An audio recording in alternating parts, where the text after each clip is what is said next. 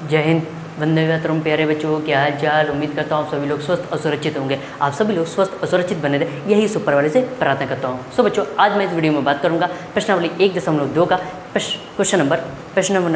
संख्या 1 के हल की बात करने वाला हूँ। सो बच्चों, पिछले वाला वीडियो आपने मेरा जरूर देख लिया होगा, जिसमें मैंने प्रमेय 1.3 की बात करी थी। तो अगर वो वीडियो नहीं देखा तो इस वीडियो को जरूर देख लीजिएगा बच्चों। अदरवाइज ये आज जो मैं कराने वाला हूँ ये शायद आपको ना समझ में आए, इसलिए पहले जाकर उस वीडियो को वॉच करिए। उसका लिंक नीचे डिस्क्रिप्शन में दिया है, ठीक है, वहाँ से जाकर आप देख सकते हैं, ठीक। और एंड स्क्रीन पे भी आपको उसका लिंक, वो एंड स्क्रीन पे भी वो वीडियो आपको मिल जाएगा, तो वहाँ से भी देख सकते हैं। सो चलिए वीडियो को बड़ा ना करते हुए इस प्रश्नावली 1.2 का आज प्रश्न नंबर 1 को हल करते हैं। चलिए स्टार्ट करते हैं।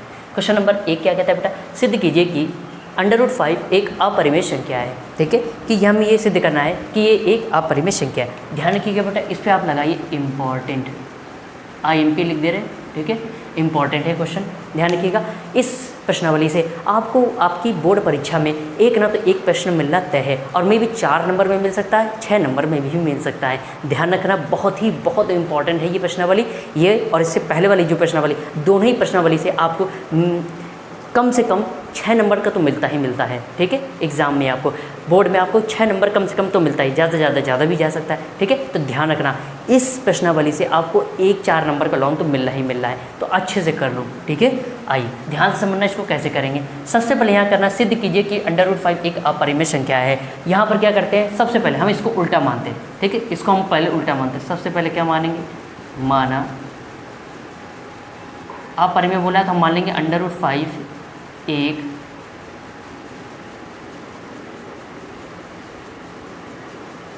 परिमेय संख्या है।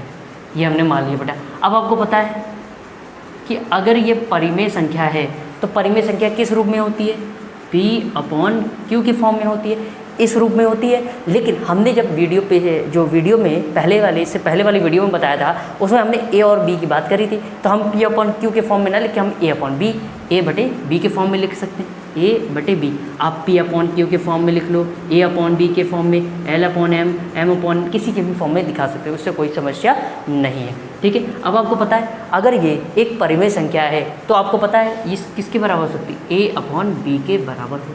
ठीक है, फिर हमें ये बता दिया, जहाँ A और B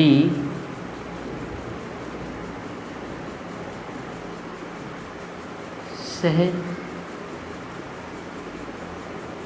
अभाज्य है। ठीक है, हमने ये बता दिया कि जो A और B, ऊपर और नीचे AB, ये दोनों संख्या है वो कैसी है, सहअभाज्य हैं। सहअभाज्य क्या होती है, इंग्लिश में बोलते हैं कोप्राइम। कोप्राइम क्या होती है, जैसे मान लीजिए हमने इस पेयर के अंदर इस निर्देशांक लिए A, B, ठीक है, तो इनके अंदर दोनों ही नंबर 1 से विभाजित होने चाहिए और किसी संख्या से विभाजित नहीं होने चाहिए। ऐसे जोड़े को, ऐसे निर्देशांक को हम लोग क्या बोलते हैं, कोप्राइम बोलते हैं, यानी कि हिंदी में इसे बोलते हैं सहअभाज्य।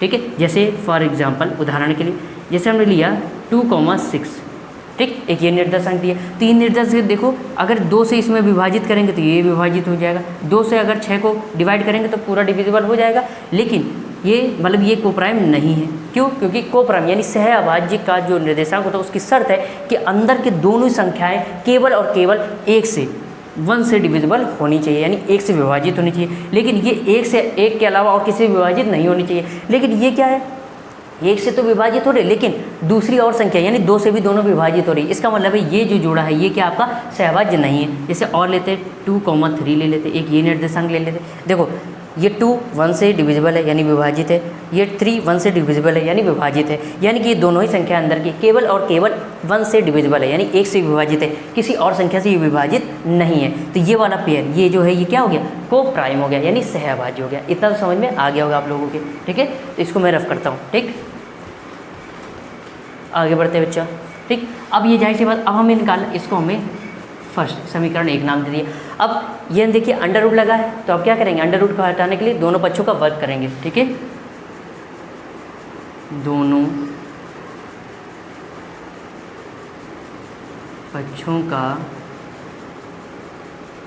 वर्ग करने पर वर्क करेंगे तो ये हो जाएगा बेटा √5 का वर्क करेंगे, फिर a/b का क्या करेंगे बेटा वर्क करेंगे। अंडर रूट का वर्क करेंगे तो ये अंडर रूट हट जाएगा बेटा, 5 बाहर आ जाएगा। ये पहले अंश का वर्ग a², फिर हर का वर्ग b²।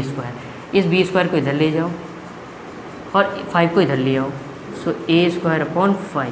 ठीक है, अब देखो अभी हमने पिछले वाली वीडियो में हमने एक प्रमेय पढ़ी थी कि a² ये जो है ये 5 है क्या अभाज्य संख्या है। अगर a² ठीक है अभाज्य संख्या से विभाजित है तो a भी अभाज्य संख्या से विभाजित होगा। तो हम लिखेंगे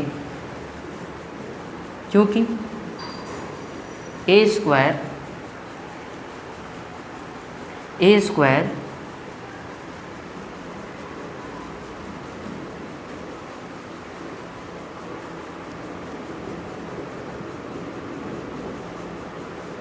अभाज्य संख्या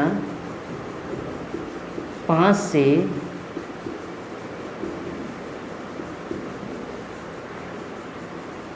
विभाजित है, इसलिए a भी 5 से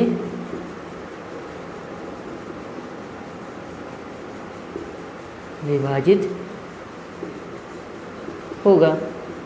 ठीक है, ये हमने लिख लिया। ठीक है, ये पिछले ही जो हमने प्रमेय पढ़ी थी उसी से लिखा। अब ध्यान सुनना, जिस तरीके से हमने ये दिखाया कि a² ये अभाज्य संख्या 5 से विभाजित है, इसी तरह हम ये दिखा दें कि b² 5 से, हमें ये दिखाना होगा कि b² जो है वो भी अभाज्य संख्या से विभाजित है। ठीक है, सो अब आइए अब क्या करेंगे, माना इस ध्यान रखिएगा a की जगह a बराबर, ठीक इसकी जगह आप क्या रख दो, कुछ भी रख दो, 2k रख देते हैं। ठीक है, आप एक ध्यान रखना, जैसे 2k नहीं, अंडर रूट के अंदर नंबर कौन सा दिया 5। ठीक है, तो 5k ले लिया। अगर यहाँ मान लो अंडर रूट के अंदर कौन सा नंबर दिया होता 2, तो 2k ले लेते। अगर अंडर रूट के अंदर 7 दिया होता तो 7k ले लेते। अगर अंडर रूट के अंदर 11 दिया होता तो 11k। अगर अंडर रूट के अंदर 3 लिया होता तो 3k मानते हैं, ध्यान रखना। ठीक है, अब यहाँ k भी ले सकते हैं, m भी ले सकते हैं, n भी ले सकते हैं, कुछ भी लिया जा सकता है। हमने मान लिया a बराबर 5k। अब a का ये जो a का ये a माना है, इसको समीकरण 1 में रखेंगे। ठीक है, तो अब यहाँ लिखते हैं, आगे आइए बेटा, एक बार देख ले बस कट तो नहीं रहा है। ठीक है, सही। सो आइए बच्चा अब आगे करते हैं। ठीक है, a का मान समीकरण 1 में रखने पर, समीकरण 1 क्या है बेटा, ये है √5a/b। So √5 is equal to a की जगह कितना माना हमने बेटा 5k, तो a की जगह 5k रख दिया। फिर से अंडर रूट आ गया तो क्या करेंगे, फिर से दोनों पक्षों का वर्ग करने पर, क्योंकि हमें अंडर रूट हटाना है, दोनों पक्षों का वर्ग करने पर।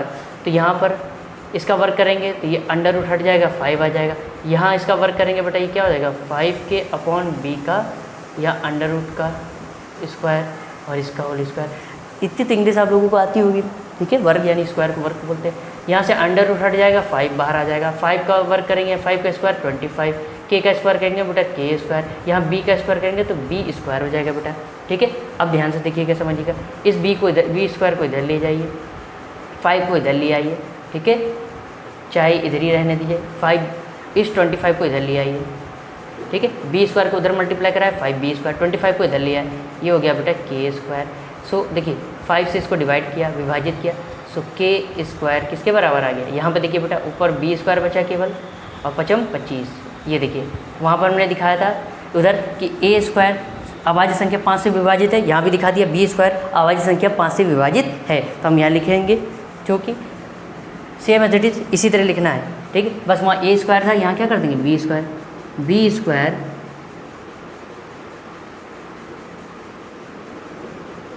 अभाज्य संख्या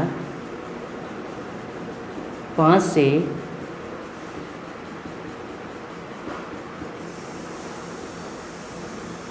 विभाजित है, इसलिए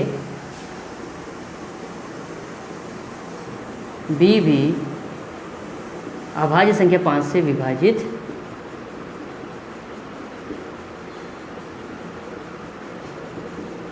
होगा। ठीक है, अब ध्यान से समझिएगा, एक चीज़ देखिएगा, यहाँ पर ये देखिए बेटा, यहाँ पर जो हमने ये ए लिया है, ये ए और बी, ये ए और बी को हमने क्या बताया, ए और बी सहअभाज्य हैं। सहअभाज्य का मतलब ये दोनों संख्याएं केवल और केवल एक से विभाजित होंगी और किसी संख्या से विभाजित नहीं होंगी। लेकिन यहाँ जब हम प्रूव कर रहे हैं तो यहाँ पर देखिए ए किससे विभाजित हो रहा है, ए 5 से विभाजित हो रहा है और बी भी किससे विभाजित हो रहा है, 5 से। और सहअभाज्य कहता है कि यह जो ए और बी दो संख्याएं हैं ऊपर वाली, ये किससे विभाजित होनी चाहिए, केवल और केवल एक से विभाजित होनी चाहिए। इसका मतलब है जो हमने ये माना है कथन, ये क्या है, गलत है। इसका मतलब है ये जो दिया हुआ कथन है ये सही है। तो हम लिख देंगे हेंस, अतः, सॉरी इंग्लिश की आदत पड़ गई है ना, अतः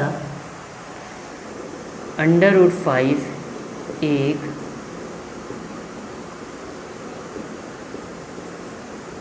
अपरिमेय संख्या है। ठीक है, ये हो गया आपका प्रश्न सिद्ध। ध्यान रखना बेटा, बहुत ही महत्वपूर्ण, बहुत वेरी मोस्ट इंपॉर्टेंट क्वेश्चन है। ठीक है, और बोर्ड में अक्सर जाहिर सी बात है पूछा ही जाना है।